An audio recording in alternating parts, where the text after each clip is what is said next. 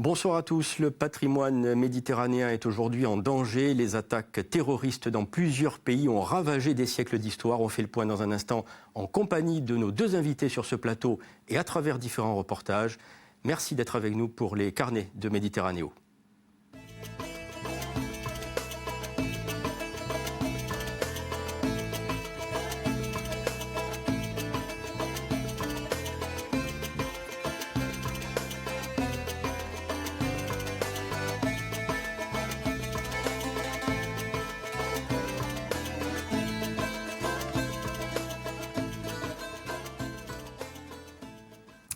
Ce sont des édifices qui avaient survécu à des siècles de catastrophes naturelles et de spoliations jusqu'à ce qu'un groupe terroriste mette la main dessus.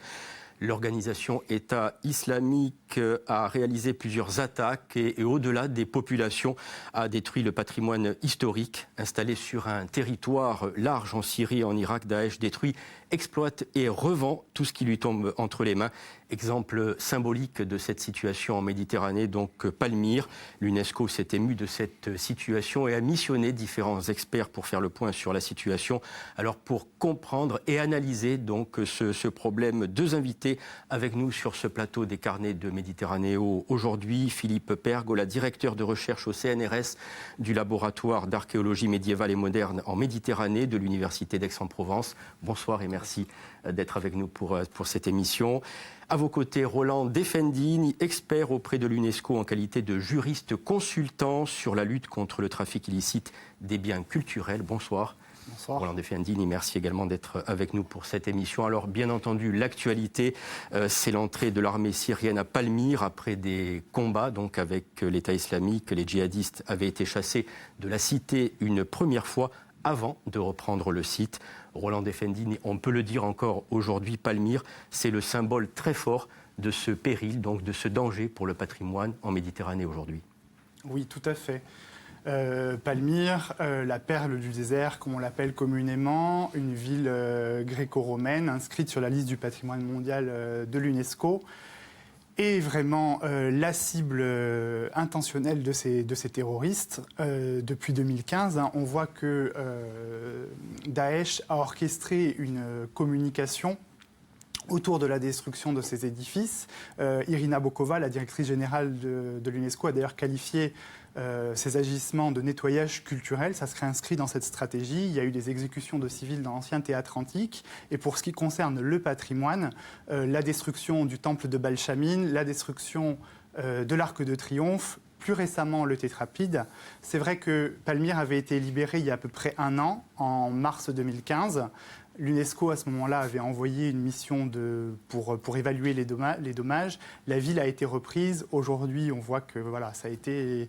Enfin, il y a vraiment un aller-retour, on va dire, dans les combats. Et c'est une situation très, très compliquée pour la sauvegarde de ce patrimoine de l'humanité. Alors effectivement, je le disais en ouverture, l'UNESCO s'est ému de cette situation, a missionné des experts. Philippe Pergola, pour le chercheur que vous êtes, quel est l'aspect symbolique également donc, de ce site de Palmyre ? Effectivement, donc Palmyre, c'est la vitrine. C'est la vitrine d'un désastre immense. Qui concerne tous les pays donc, attaqués par l'ISIS, par Daesh. Donc c'est l'Irak, c'est l'Afghanistan, donc les précédents également de l'Afghanistan. C'est la Libye, c'est en fait l'Afrique du Nord également. De gros dégâts ont été commis en Tunisie en particulier. La Libye aussi est centrale dans tout cela. Et d'une part, il y a l'aspect émotionnel, visuel, donc des monuments phares dont parlait Roland Defendini qui sont détruits, mais il y a aussi tout le reste, parce qu'en fait, cette vitrine cache un trafic terrible d'œuvres d'art, d'objets archéologiques, de statues, de pillages de musées, de sites. Donc ça, c'est uniquement la vitrine d'un grand désastre et auquel participe un peu, quand le Daesh est arrivé à Palmyre, beaucoup de choses avaient déjà été vendues. Donc ça, c'est un peu le problème et c'est un trafic international particulièrement inquiétant. Et en raison de ce contexte géopolitique, je dirais, très, très troublé, avec des guerres, des conflits tout autour, on peut dire que pour les experts internationaux, c'est un travail particulièrement complexe. Ah, c'est un travail vraiment délicat, complexe, qui nécessite tout un accompagnement à la fois juridique et d'enquête que ne peuvent faire les archéologues. Et il y a aussi ce trafic. J'ai lu hier soir l'article d'une collègue Sylvia Matz, qui est une journaliste en fait d'un journal en ligne, et ces trafics, alors que les trafics existaient déjà d'antiquités, d'objets d'art depuis le XVIIIe siècle, le XVIe siècle, le XVe presque. Mais en fait, c'était des trafics qui avaient leur itinéraire, qui était grave. Mais là, ce qui est gravissime, c'est maintenant l'union des mafias internationales. Et dans son article, elle met en évidence la ville de Gioia Tauro, le port de Gioia Tauro en Calabre, où la 'ndrangheta calabraise, la mafia calabraise, gère un trafic dans lequel les œuvres d'art sont échangées avec des armes. Un trafic qui parle par la Moldavie, donc c'est les transportés par des Chinois. C'est vraiment quelque chose de terrible. On en a fait là-dessus encore un mot. Oui, effectivement, pour compléter ce que vient de dire Philippe Perg, là, c'est un réseau qui est très très vaste, en fait, puisque les objets, les pièces archéologiques partent de ce qu'on appelle les pays sources, donc qui bénéficient de cette richesse archéologique. Alors, il y a un trafic, bien sûr, qui est fait sur place, un trafic aussi de subsistance, parce qu'il faut savoir qu'aujourd'hui, ce sont des familles, enfin des parents, pour nourrir leurs familles qui sont dans une situation de détresse pas possible, qui participent à ce trafic. Mais justement, pour arriver à ce qu'on appelle les pays de destination, que sont essentiellement les pays européens et les pays et l'Amérique du Nord en général, ces objets passent par des pays de transit. Essentiellement, aujourd'hui, on sait que le Liban et la Turquie sont des principaux pays de transit. Et puis, pour remonter jusqu'en Europe, on sait qu'il y a un chemin du trafic illicite dans l'Europe du Sud-Est, les Balkans, et ça arrive jusqu'en Suisse, le port franc de Genève et les marchés européens. Alors, je vous propose de faire le point tout de suite en images sur cette situation, précisément à Palmyre, et nous en reparlons tout de suite après. Au cœur de l'antique cité, il faisait partie des trésors les plus précieux. La façade majestueuse du théâtre romain. Et tout au bout de la célèbre colonnade, les 16 piliers de ce qu'on appelle le tétrapyle. Nous les avions filmés en avril dernier. Ils viennent d'être pulvérisés par les djihadistes, comme le prouvent ces images satellitaires rendues publiques hier. Sur la première, on aperçoit l'amphithéâtre désormais amputé d'une partie de son décor. Sur la seconde, les colonnes du tétrapyle réduites à l'état de gravat. Des destructions perpétrées par le groupe État islamique, qui aurait également procédé à de nombreuses exécutions sur le site. Chassée de Palmyre il y a 8 mois, l'organisation terroriste a repris la ville en décembre, à un moment où l'aviation russe et l'armée syrienne étaient pleinement mobilisées sur la bataille d'Alep, 300 km plus au nord. Les Russes ne peuvent pas être au four et au moulin, donc ne peuvent pas être au nord et en même temps sur Palmyre, qui était laissé à la garde de l'armée syrienne. Il y a moins de forces russes présentes, et donc la charge repose un peu plus sur Damas et son armée, qui est exsangue et qui a prouvé une fois de plus qu'elle n'était pas capable de tenir le terrain. Pour Vladimir Poutine, voilà tout de même un revers embarrassant, lui qui s'invitait par écran interposé à la grande fête célébrant la reprise de la ville il y a à peine quelques mois. Pour la Russie, tout est donc à refaire. Son allié syrien tente à nouveau de se rapprocher de la ville, mais le temps presse. Déjà partiellement détruite lors du premier passage de Daesh, la cité antique est à nouveau vulnérable, livrée à la folie destructrice des hommes du groupe État islamique. Donc une situation qui évolue constamment, puisque effectivement l'armée syrienne est à nouveau rentrée dans le site de Palmyre. Que vous inspirent ces images, Roland Defendi, vous connaissez bien cette situation, que vous inspirent ces images et cette situation aujourd'hui qui évolue toutes les heures? Bien écoutez, c'est une grande tristesse, non seulement pour le peuple syrien, mais aussi pour l'humanité tout entière, puisque c'est vraiment, on parle de patrimoine de l'humanité. Ce ne sont pas que des vieilles pierres, comme certains le disent. Ces vieilles pierres, elles ont des messages, elles ont une histoire. Et la stratégie aujourd'hui de Daesh, c'est d'éradiquer tout ce qui est pré-islamique ou non islamique. C'est-à-dire qu'il y a vraiment une volonté d'effacer la mémoire, d'effacer l'identité, d'effacer le passé. Et ça, c'est très, très préjudiciable pour les générations futures parce que c'est vraiment des destructions qui sont irréversibles.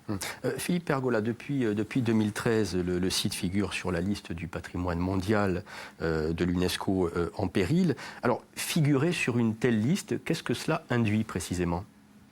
Alors, figurer sur une telle liste, cela signifie des contraintes de la part de l'État qui a le bonheur d'avoir du patrimoine inscrit sur les listes du patrimoine de l'UNESCO. Le risque peut-être, mais je pense que ce n'est pas le cas de Palmyre, mais dans le cas, c'est aussi une forme de protection en temps de paix. Même pour d'autres sites qui sont effectivement menacés par les guerres et les conflits. Donc, l'inscription peut être retirée. Enfin, tout à fait, exactement. Donc ça, c'est un peu le risque d'une part. Reconstruire, tout peut être reconstruit, c'est certain. Mais c'est vraiment un énorme problème et c'est surtout reconstruire le peuple syrien. C'est un peu ça le problème. C'est reconstruire l'Orient, c'est si vous voulez, une forme d'évolution de ces pays où, par exemple, pour le pratiquer au niveau de l'histoire et de l'archéologie du christianisme, ce sont des pays où le christianisme a une tradition bimillénaire. Qu'en sera-t-il du christianisme de Syrie, d'Irak, demain et après-demain cela est très difficile, presque impossible à dire. En plus de la situation des chrétiens d'Orient, qui est de plus en plus compliquée, je dirais, dans ces pays. Roland Defendine, il y a la situation de Palmyre, effectivement, qui est particulièrement symbolique. Et puis cette condamnation d'un djihadiste malien pour la destruction de mausolées donc à Tombouctou. En quoi est-ce une décision qui doit être soulignée aujourd'hui ? Écoutez, cette décision, elle est historique. C'est-à-dire qu'en fait, il y a déjà eu... Alors, certains disent que c'est la première condamnation de l'histoire pour la destruction délibérée d'éléments du patrimoine. Alors, ce n'est pas totalement vrai, puisqu'en fait, quand il y a eu les bombardements dans la ville historique de Dubrovnik pendant la guerre dans les années 90, il y a déjà eu des condamnations par le tribunal pénal international pour l'ex-Yougoslavie. Mais si vous voulez, le fondement de ces condamnations était basé sur le droit international humanitaire, en l'occurrence les conventions de Genève et ces deux protocoles additionnels. Là, pour la première fois, c'est la Cour pénale internationale qui sanctionne, qui prononce cette condamnation, donc je rappelle, 9 ans d'emprisonnement, sur le fondement du crime de guerre. C'est-à-dire que c'est la première fois que la Cour pénale internationale reconnaît ce crime de guerre en tant que destruction intentionnelle du patrimoine. Une décision qui fera jurisprudence. Je l'espère. Alors, Roland Defendine, il y a la destruction et puis il y a le trafic illicite des différents biens de ce patrimoine méditerranéen aujourd'hui. Oui. Dans ce domaine, globalement, quelle est la législation en vigueur, je dirais ? Alors, il y a plusieurs strates de législation, puisque vous avez le droit international, le droit qu'on appelle régional, peut-être à l'échelle européenne, et puis le droit national. À l'échelle internationale, il y a 2 instruments majeurs. Le premier, c'est la Convention de l'UNESCO de 1970, donc sur la lutte contre le trafic illicite des biens culturels, qui est intervenue, on va dire, à la fin du mouvement de décolonisation. Et c'est une convention qu'on appelle de droit international public, c'est-à-dire qu'elle s'applique entre États uniquement.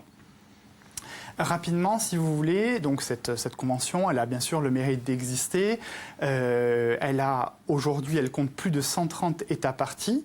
Mais rapidement, si vous voulez, en matière de restitution, on s'est rendu compte qu'il y avait de nombreuses lacunes. Et c'est là que l'UNESCO a mandaté UNIDROIT, qui est l'organisation internationale en charge d'unifier le droit privé, dont le siège est à Rome, pour justement compléter un petit peu ces dispositions. Et cette convention qui a été adoptée en 1995, elle était très avant-gardiste, j'ai envie de dire, parce que non seulement elle s'implique aux personnes physiques, donc aux individus comme vous et moi, ce qui n'est pas le cas de la Convention de l'UNESCO, elle s'applique aux objets archéologiques qui ne sont pas encore découverts, ce qui n'est pas non plus le cas de la Convention UNESCO, et elle a instauré un principe assez révolutionnaire, c'est-à-dire qu'elle inverse la charge de la preuve qui pèse sur le possesseur. Alors, le deuxième reportage de cette émission, il nous conduit en Égypte. Là aussi, un pays qui possède un patrimoine extraordinaire, très important. Un pays où l'archéologie est un enjeu très, très, très important aussi, vous allez le constater, y compris sur le plan du développement économique. La conservation des antiquités est prise aujourd'hui très au sérieux. Le reportage de Méditerranéo, et nous en parlons tout de suite après.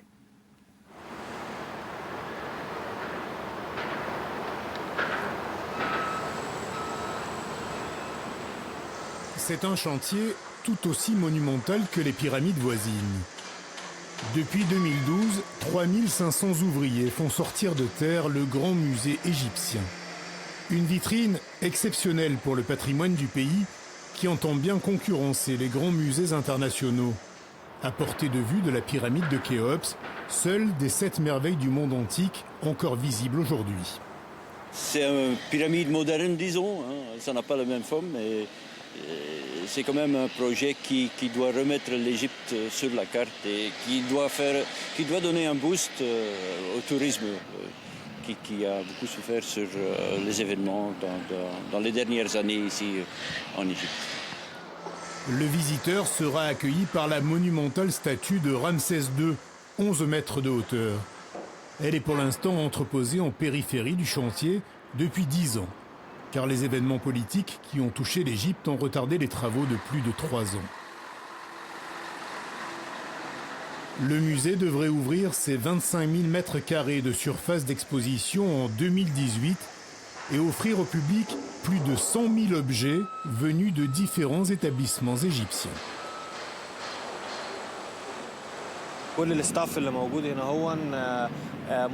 Toute l'équipe ici a hâte de voir ouvrir ce musée. Tous les efforts que l'on est en train de faire ne seront vraiment justifiés qu'à partir du moment où l'on pourra déambuler au milieu de ces salles que l'on a pensées autour de certaines antiquités et pour le plaisir du public.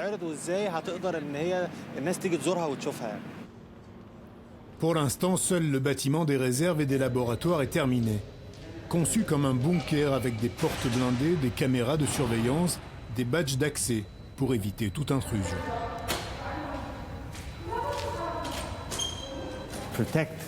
Les réserves sont en béton armé pour protéger les œuvres d'éventuels bombardements ou d'une quelconque attaque terroriste. C'est notre trésor.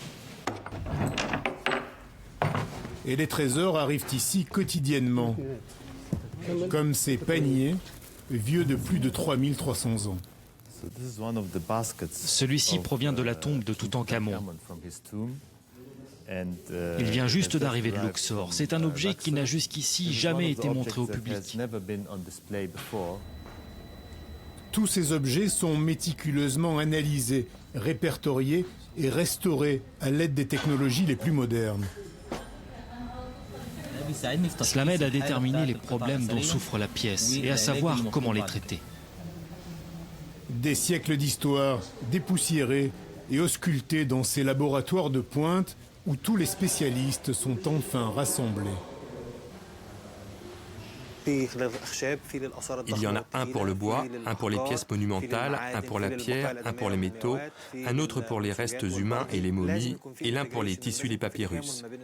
Il faut qu'il y ait une collaboration entre les spécialités pour obtenir en fin de compte une vision globale de l'œuvre, qu'on puisse la mettre en valeur aussi bien pour les visiteurs que pour les chercheurs. À 500 km plus au sud, le temple de Karnak à Luxor. Sur plus de 2 km², c'est le plus grand complexe religieux de l'Antiquité. Un musée à ciel ouvert pour les visiteurs et un laboratoire en plein air pour les chercheurs. Ce jour-là, il s'agit de renforcer des blocs de pierre grâce à des inserts de fibres de verre. Les travaux sont réalisés par l'équipe du Centre franco-égyptien d'études du Temple de Karnak, créé en 1967. Le travail que l'on effectue à Karnak, évidemment, c'est dans le cadre d'un groupe franco-égyptien, en fait, une équipe franco-égyptienne. Et donc la mise en valeur du patrimoine est évidemment primordiale. On est sur un site évidemment qui est visité, qui est classé au patrimoine mondial de l'UNESCO. Donc l'activité de recherche, évidemment, elle est extrêmement associée, intimement liée à la mise en valeur du patrimoine et à l'ouverture de sites au public. Tailleur de pierre, Anton Garrick est arrivé à Karnak il y a 12 ans. Il est chargé de la reconstruction des nombreux édifices du temple. Mais avant de reconstituer les immenses puzzles antiques, il faut conserver, en 3 dimensions, la mémoire de chacune des pierres. Les pierres qui constituent cet édifice proviennent d'autres monuments antiques. Donc il y a des faces décorées à l'intérieur. Donc l'intérêt, en fait, le double intérêt, c'est d'une, consolider, remonter ce portique à l'identique après son démontage, et en même temps pour étudier toutes les pierres de réemploi, donc toutes ces faces décorées qui sont cachées à l'intérieur de cet édifice. Étudier, conserver, mais aussi transmettre. Cette équipe met en ligne l'ensemble des écritures hiéroglyphiques présentes à Karnak. Une façon de préserver ces joyaux de l'histoire au moment où, pas très loin de là, en Syrie et en Irak, des trésors archéologiques sont pillés et détruits par des extrémistes. Ça fait peur et ça rend d'autant plus notre projet et notre présence ici importante, justement, pour essayer de sauvegarder tout ce qu'on peut. Alors attention, l'Égypte, c'est pas la Syrie non plus. Il y a quand même deux poids, deux mesures. Nous, ici, on est quand même dans un environnement qui est très confortable, où il y a peu ou pas d'insécurité. L'Égypte a pourtant connu des pillages parfois officiels lors des siècles passés. De nombreux trésors des pharaons sont exposés au British Museum ou bien ici, au musée du Louvre à Paris. Pour le directeur du site des pyramides et ancien superviseur du projet du Grand Musée égyptien, il est temps de remettre les choses en ordre. Nous n'acceptons que des antiquités sortent d'Égypte uniquement dans le cadre d'expositions temporaires qui représentent une source de notoriété internationale, de revenus et de devises. En revanche, nous n'acceptons pas que ces antiquités sortent à l'étranger en dehors de ces accords avec les pays occidentaux. Nous aimons nos antiquités et faisons même tout pour rapatrier les pièces qui se trouvent à l'étranger. Toute la vallée du Nil regorge de trésors et il en reste tant à découvrir. Aidés par des équipes internationales, les Égyptiens fouillent sans cesse à la recherche de leur passé pour mieux le comprendre, le préserver et l'offrir au public. L'Égypte, donc un pays tenu, dirigé d'une main de fer par le président Sisi, un pays en proie à une crise économique forte à cause en particulier de la chute de l'activité touristique. Mais on le voit là, une volonté très forte, Philippe Pergola, de conserver ce patrimoine égyptien. Qu'est-ce que cela vous inspire précisément ? Eh bien, les trois maîtres mots, c'est étudier, préserver, transmettre. Donc, effectivement, un gouvernement autoritaire, mais ce message fort qu'il est toujours possible d'étudier, de préserver et de transmettre. Et une fois qu'on a étudié, on peut à nouveau transmettre. Palmyre détruite peut à nouveau être transmise si elle a été étudiée et bien étudiée. Et là, on voit des équipes donc franco-égyptiennes qui travaillent main dans la main pour la conservation et la préservation de ce patrimoine. C'est important aussi. Ce qui n'est plus le cas maintenant de toutes les équipes internationales, pas uniquement franco-irakiennes, franco-syriennes. Donc c'est vraiment un énorme problème, mais les études continuent. Moi, j'ai un étudiant syrien à l'Institut pontifical d'archéologie chrétienne à Rome qui termine son doctorat ces jours-ci sur les monastères de Syrie du Sud. Donc, qui est un chrétien orthodoxe, qui a été torturé la dernière fois qu'il a été en Syrie sous Assad, qui est réfugié politique actuellement en Italie. Mais les études continuent. Probablement des monastères qui étaient presque encore en élévation des 6e, 7e siècles après Jésus-Christ, il ne reste rien. Mais l'étude existe et l'espoir est pour le futur éventuellement de pouvoir transmettre ces racines qui sont les racines du peuple syrien, quoi qu'il en soit, puisque chacun d'entre nous est une grande mosaïque humaine. Il faut quand même souligner, Roland Defendini, qu'il est peut-être plus facile de travailler donc sur le territoire égyptien qu'en Irak ou en Syrie, pour les experts internationaux. Complètement, puisque de toute façon, les experts internationaux ne peuvent pas travailler en l'état sur ces territoires, puisqu'ils sont en conflit. Et donc, je vous l'ai dit tout à l'heure, l'UNESCO a envoyé une mission d'évaluation des dommages sur le site de Palmyre, mais au moment où la ville était libérée. Donc, tant que les conflits, malheureusement, sont en cours, il n'y a pas la possibilité pour les experts internationaux de se rendre sur place. Et d'où aussi l'importance de former des experts locaux qui puissent intervenir en situation d'urgence. C'est d'ailleurs ce que fait l'ICROM et le centre ICROM Attar, pour lequel je travaille aujourd'hui en qualité de consultant. Donc, à travers des programmes de formation, à travers des programmes de conseils techniques aussi, mais il y a vraiment ce besoin d'intervenir sur place. Quelques mots sur les résolutions du Conseil de sécurité de l'ONU. Oui, ça c'est important pour compléter ce que je vous disais tout à l'heure dans le panorama législatif en matière de lutte contre le trafic illicite. Il faut savoir qu'en 2015, il y a 2 résolutions qui ont été adoptées à l'unanimité par le Conseil de sécurité des Nations Unies. Elles portent le numéro 2199 et 2253. Et en fait, la résolution donc 2199 qui vise à tarir les sources de financement du terrorisme pour un maintien de la paix et de la sécurité dans le monde, a instauré un moratoire international sur les objets archéologiques irakiens et syriens. Alors pour l'Irak, on remonte à l'année 1990, donc au début du conflit, et pour la Syrie à 2011. Philippe Pergola, est-ce que les archéologues sont étroitement associés, je dirais, aujourd'hui aux missions donc, qui sont mises en place par l'UNESCO en particulier? Je dirais oui et non. Disons les missions en place certainement, mais il n'y a pas forcément d'appel d'offres à des collaborations plus amples. Et c'est bien le problème aujourd'hui des sciences humaines et sociales, et en particulier de l'archéologie, qui est une des moins pénalisées, c'est que c'est considéré par nos États occidentaux en particulier, et la France en particulier, comme quelque chose de moins rentable, donc avec moins de moyens, avec moins de chercheurs.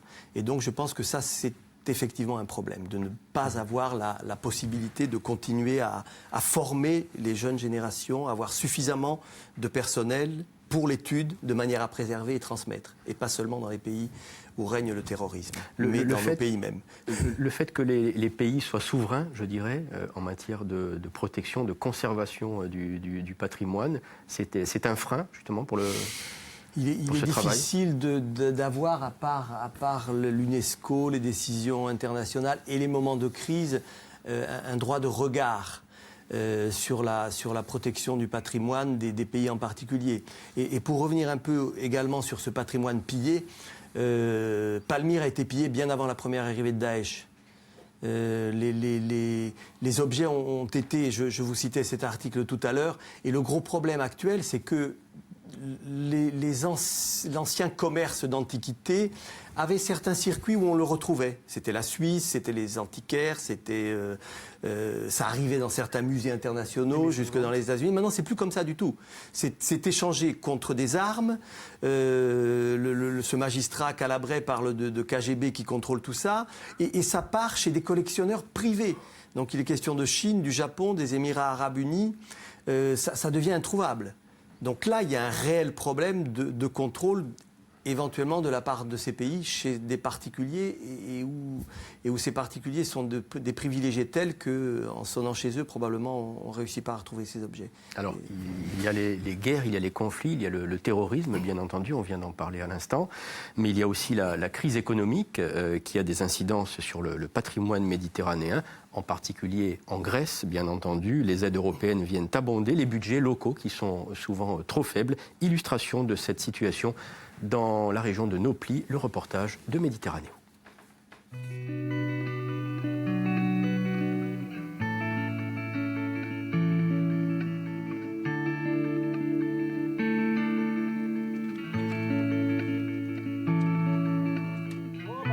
Tous les gestes comptent, au centimètre près. Il s'agit de déplacer ce rocher impressionnant afin de renforcer le mur qui faisait partie d'une ancienne cité fortifiée. La légende affirme que c'était celle des Cyclopes. Nous sommes dans la région du Péloponnèse, à Nauplie, l'ancienne capitale de la Grèce. Cette ville fortifiée entourait un ancien palais de l'époque de Mycène.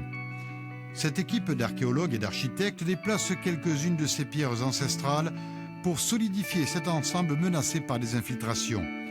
Le risque d'effondrement est réel. Le coût pour une telle opération est conséquent. Sans l'aide de l'Europe, rien ne serait possible. La Grèce finance 25% de toutes les fouilles archéologiques et restaurations sur son territoire. On attaque la troisième tranche des aides européennes sur ce chantier. C'est une chance pour nous que de bénéficier de ce soutien. C'est très important car ce travail sur le passé réunit l'ensemble du peuple grec. C'est notre histoire. On est conscient de cela lorsque l'on travaille sur de telles restaurations. C'est un objectif sur lequel tout le monde se retrouve.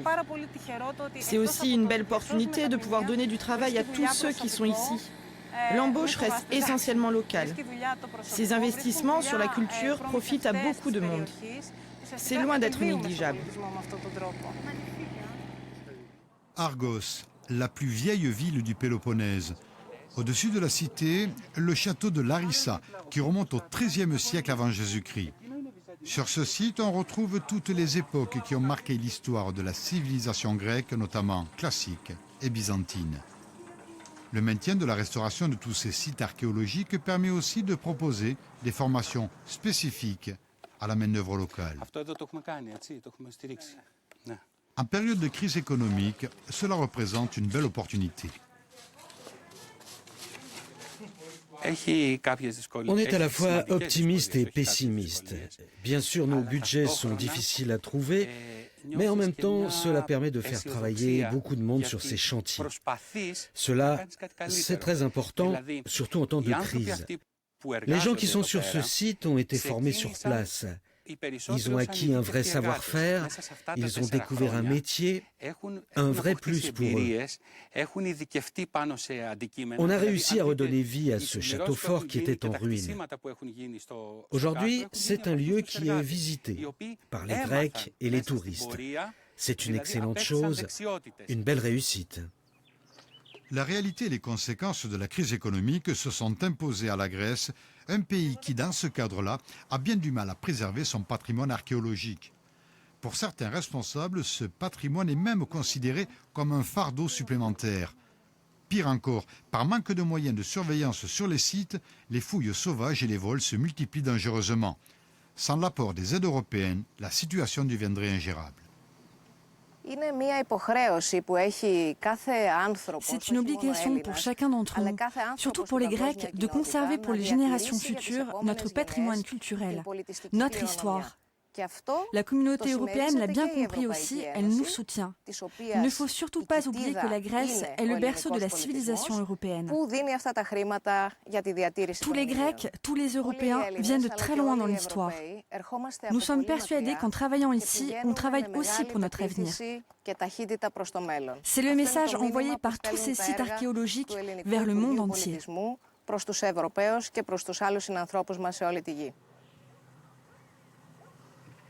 Le monastère orthodoxe d'Agiamoni, une œuvre remarquable qui remonte au XIIe siècle après Jésus-Christ. La restauration de ce bâtiment a démarré en 2013. La fin des travaux est prévue en décembre 2015.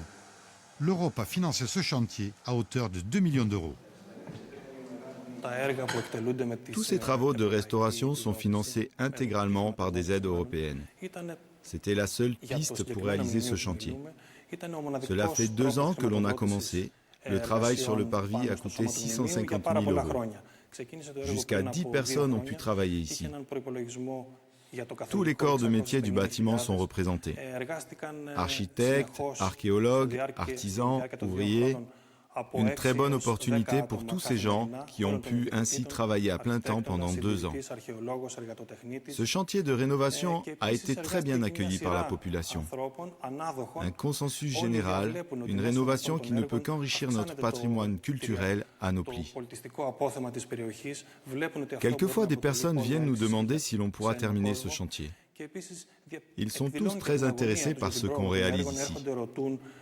Ils sont aussi conscients que cela soutient également l'économie locale. Ils avouent même quelquefois leurs craintes, que faute de budget, on ne puisse pas terminer cette restauration.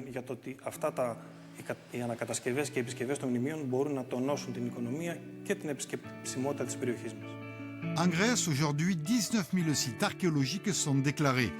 Seule une petite partie d'entre eux échappe encore aux rigueurs imposées par la crise économique.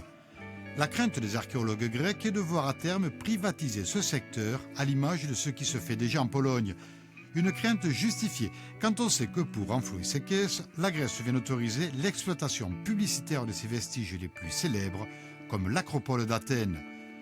Depuis le début de la crise économique, les investissements sur les chantiers des fouilles archéologiques ont baissé de 30%. Les dieux de la crise s'invitent aujourd'hui à la table de l'Olympe. Effectivement, Roland Defendini, là on touche du doigt un autre problème très sensible, la crise économique et la conservation, la restauration de ce patrimoine méditerranéen. Et là, eh bien, l'exemple de la Grèce est absolument flagrant. complètement. Mais on le voit, ce qui est important, ce que j'ai retenu en tout cas moi dans le reportage, c'est qu'on comprend vraiment combien le patrimoine est un lien entre le passé, le présent et le futur. C'est vraiment un vecteur de développement, de maillage territorial aussi, de cohésion sociale, hein, on le dit, voilà, des gens qui travaillent ensemble à la restauration de ces monuments. C'est vrai qu'après, la conservation, la restauration de ce patrimoine, elle a un coût. En Europe, c'est vrai qu'on a la chance de pouvoir bénéficier d'aides européennes qui sont assez importantes.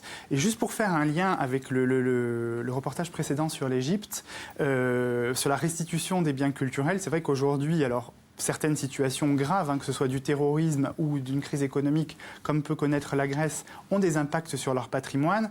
Mais quand on sait la manne justement financière que le tourisme et le patrimoine peuvent apporter, on se dit que les marbres du Parthénon, par exemple, qui aujourd'hui sont abrités au British Museum, devraient, enfin ça a été un combat des Grecs depuis très longtemps, judiciaire, devraient retourner au musée de l'Acropole qui a été créé en 2009, qui est là. Et c'est pareil en Égypte pour le Zodiaque d'Edindera, le buste de Néfertiti et la pierre de Rosette. Ça veut dire, Philippe Pergola, qu'il faut créer encore plus de musées aujourd'hui, justement, pour préserver, pour conserver ce patrimoine qui parfois, bien, on le voit, part en lambeaux. D'une part, oui. Bon, le retour d'œuvres au moins prestigieuses, tout ce serait pratiquement impossible, mais je crois que des gestes forts seraient possibles. Mais effectivement, il faut multiplier. Et le problème, c'est qu'ici, on a vu le spectacle de ce que l'on sauve.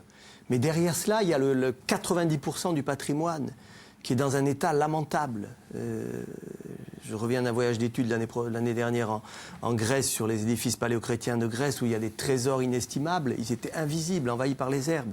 Donc on n'a même pas les moyens d'entretenir, de faire un entretien normal, ce qui signifie que dans un deuxième temps, ça deviendra quelque chose d'assez monstrueux, avec moins de personnel pour étudier. C'est vraiment... nous sommes très, très en colère, y compris pour ce qu'a très bien illustré Roland Defendini sur ce qu'est le fondement, les racines de notre société, de la cohésion sociale, de la paix sociale, de la connaissance de nos racines et de leur mise en valeur. Et y compris pour ce qui est de l'apport, mais je pense qu'on y reviendra, de ce que j'appelle et ce qui peut être, enfin ce qu'on appelle, c'est pas moi qui l'appelle, d'un tourisme à l'année, et pas uniquement pour bronzer idiot, mais je pense qu'on y reviendra. Absolument, oui. Alors en décembre dernier, Roland Defendini, à Abu Dhabi, il y a eu une conférence internationale sur le patrimoine en péril, sous l'égide de l'UNESCO, conférence au cours de laquelle un fonds mondial de dotation pour la sauvegarde du patrimoine en danger a été créé. Selon vous, quels seront les prolongements de cette initiative ? Écoutez, tout d'abord, déjà, je tiens à saluer cette initiative. Donc c'est vrai que ça s'est fait sous l'égide de l'UNESCO, mais à l'initiative de la France et des Émirats arabes unis. Le projet est de créer un réseau de refuges pour le patrimoine culturel dans des situations, dans des pays en conflit. Donc que ce soit des villes-refuges ou dans des musées. Donc ça a été le cas déjà. Il y a déjà eu un musée en Afghanistan qui a été, des collections d'un musée qui ont été abritées en Suisse. Ça avait été le cas aussi pour le musée de Madrid du Prado pendant la guerre civile espagnole. Donc après avec une restitution, mais ça ne se fait pas sans problème, on va dire, notamment d'un point de vue juridique, je peux vous en parler. C'est-à-dire qu'aujourd'hui, il n'y a pas de fondement juridique pour créer ces refuges. Il y a certes la Convention de La Haye de 1954 sur la protection des biens culturels en cas de conflit armé qui fait référence à ces refuges, mais aujourd'hui, les deux seuls pays qui ont des dispositions assez armées en la matière, c'est la Suisse et plus récemment la France depuis juillet 2016. Mais voilà, il y a des questions juridiques qui vont se poser, et notamment sur la restitution de ces biens en cas de division, par exemple, d'un État comme l'Irak ou la Syrie. Philippe Pergola, quelle est la spécificité aujourd'hui du patrimoine des îles de Méditerranée, du patrimoine des îles de Méditerranée, patrimoine historique bien entendu ? Alors la spécificité du patrimoine des îles, j'allais dire chaque île a sa propre spécificité, mais qui mériterait d'être mise en réseau d'une part, de Chypre aux Baléares, hein, très, très largement, et toute période confondue.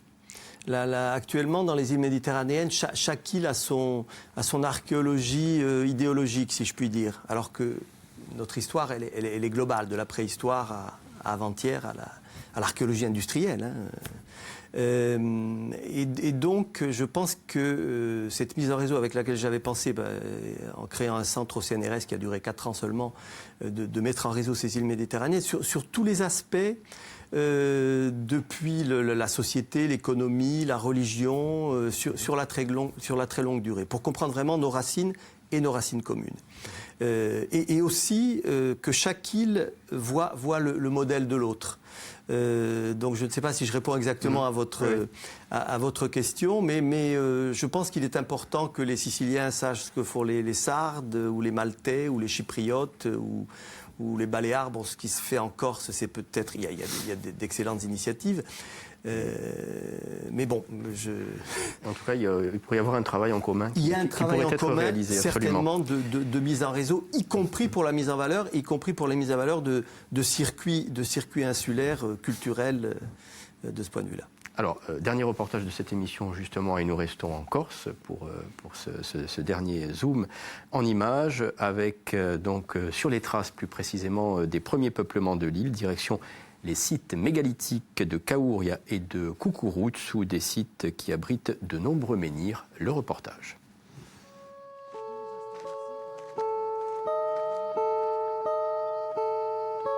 Des blocs de granit comme évocation d'un temps disparu.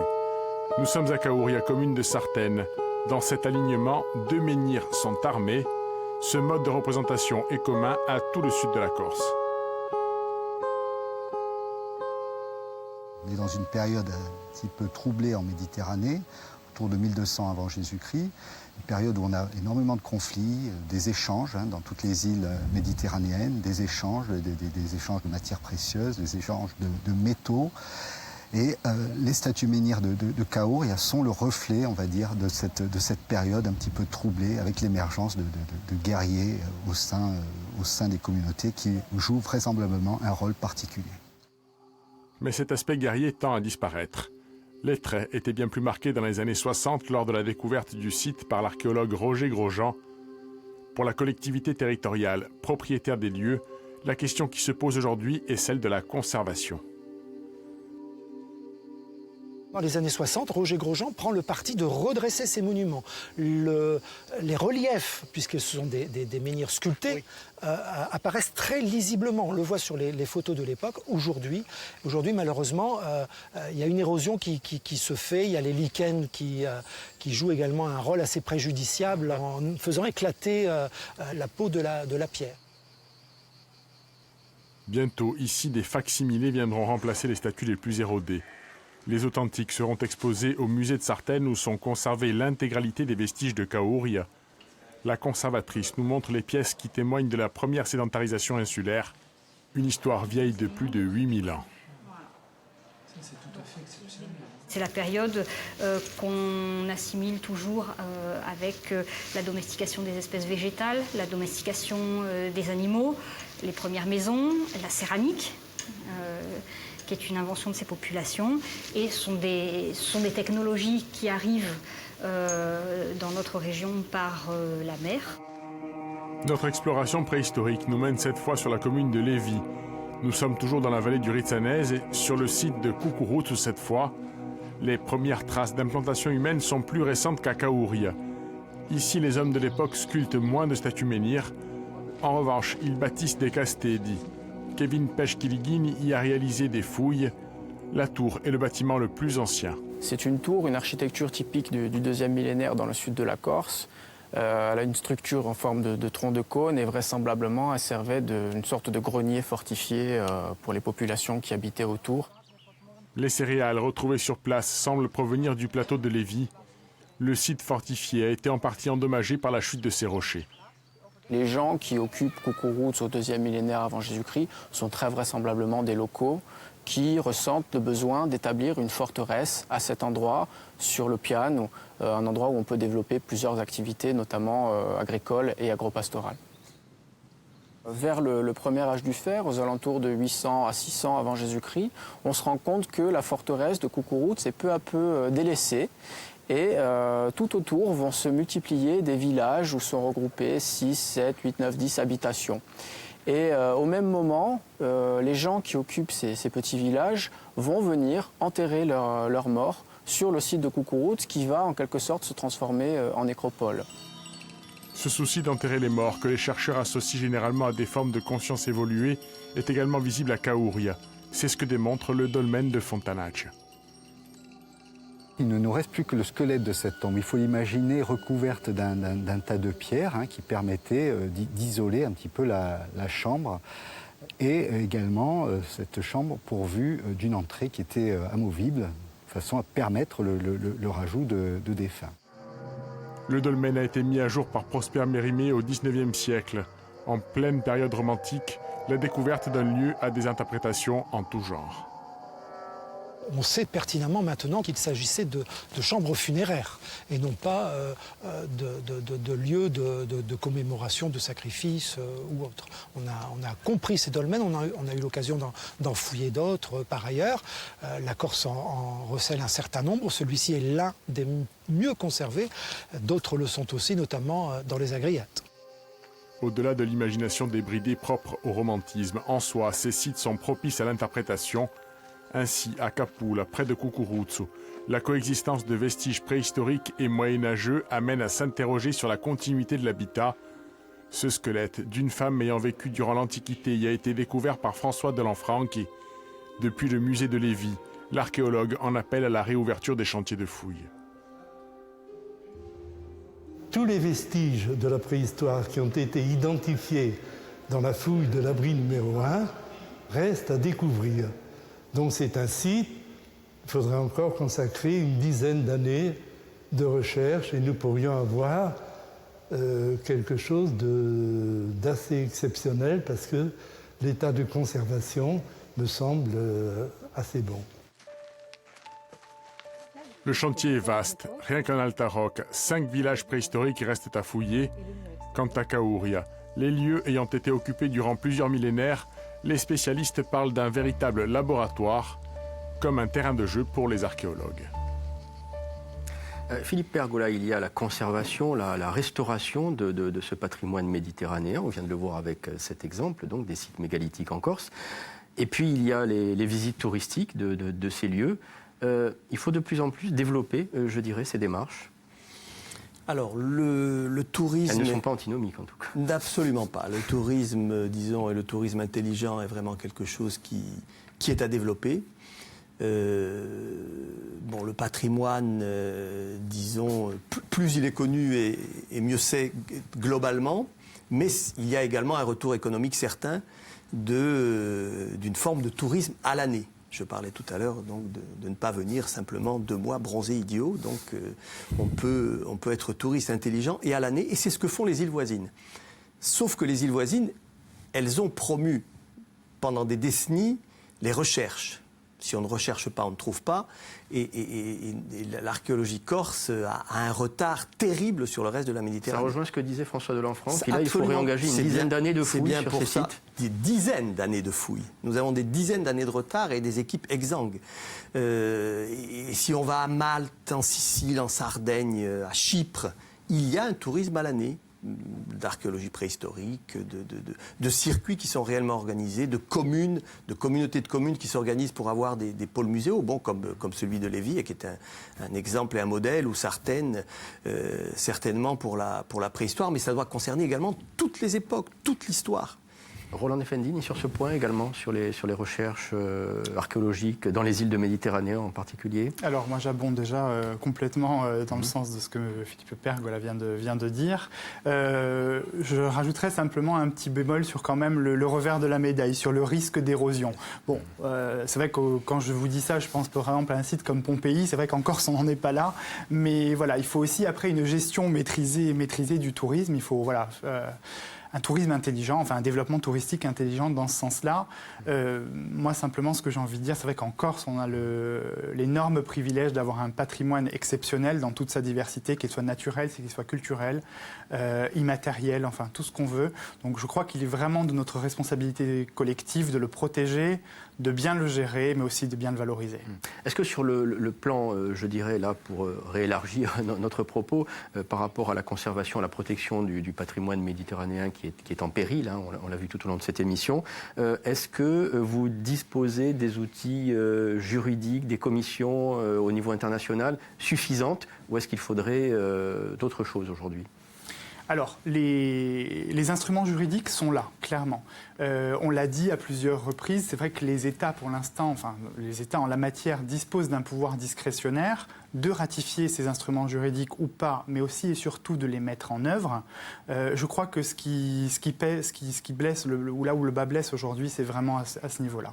C'est qu'il faut vraiment qu'on ait un accompagnement de la mise en œuvre, tant en matière de prévention que de gestion et de promotion du patrimoine. Philippe Pergola, il y a des pays méditerranéens où il y a encore des lieux, des sites à explorer qui n'ont pas été jusqu'à présent ? Il en reste notre île, par exemple, mais partout. Disons que le patrimoine connu n'est qu'une infime partie de ce qui reste à découvrir ou de ce qui n'a pas été détruit. C'est bien pour cela qu'il y a une archéologie préventive. Mais pour pratiquer une archéologie préventive, il faut en avoir les moyens. Partout où ? Est-ce que partout où s'implante le ciment sur les côtes de Méditerranée, l'archéologie préventive est possible ? Non. La réponse est non. Le patrimoine et la gestion du patrimoine nécessitent des services fortement organisés. J'ai plaidé pendant des décennies la comparaison avec la Sardaigne, où il y a des dizaines de personnels de l'archéologie, des gardiens, aux chercheurs, aux responsables. En Corse, on en est à quelques unités. On en reste à quelques unités. Ce qui faisait mettre très en colère M. Baggioni quand il était président de la CTC, c'est quand le transfert des compétences en matière culturelle est arrivé, j'ai dit l'État transfère du vide vers le vide. Eh bien, ce vide, il faut le remplir. Et il faut que le patrimoine est important, mais jusqu'à nos églises modernes, jusqu'au mobilier qui disparaît tous les jours dans les églises, tout ce qu'est la liturgie, le matériel liturgique. Pardon, je sais que en tout cas, je vous remercie d'avoir été avec nous pour cette émission consacrée au patrimoine de la Méditerranée. Merci à tous de nous avoir suivis. Très bonne fin de soirée sur France 3 Corse Via Stella. Rendez-vous le mois prochain pour de nouveaux carnets de Méditerranée. À très bientôt.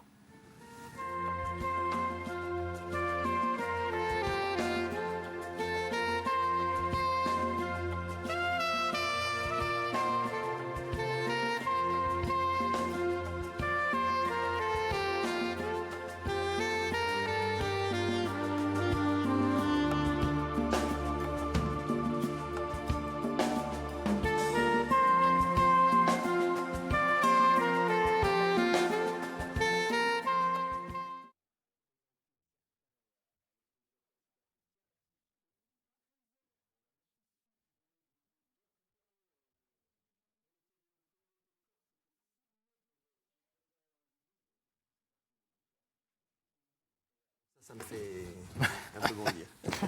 C'est normal, c'est normal.